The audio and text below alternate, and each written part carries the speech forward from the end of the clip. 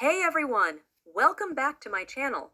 In today's video, I'm going to show you how to blur a photo using CapCut. This is a great technique if you want to blur out faces, sensitive information, or simply add a cool effect to your photo. So, let's get started. First, open the CapCut app on your mobile device. Tap on plus New Project and select the photo you want to edit from your gallery. Once selected, tap Add to import the photo to your timeline. Now, select the photo layer.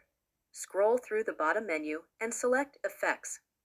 Choose Video Effects and choose Lens, and then find Blur or Gaussian Blur, depending on your CapCut version. Next, tap on the photo in the timeline to select it. Then, tap Overlay to create a duplicate layer.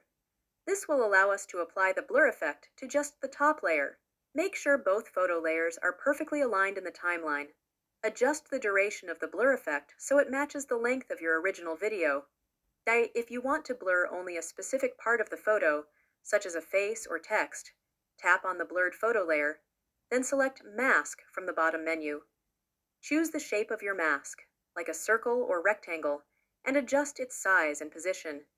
You can also feather the edges for a smoother look. Before exporting, always preview your photo to make sure the blur effect looks good. Tap the play button to see your edits in action. Once you're happy with the result, tap the export button in the top right corner.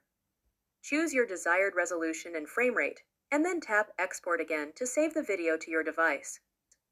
And that's it! You now know how to blur a photo using CapCut.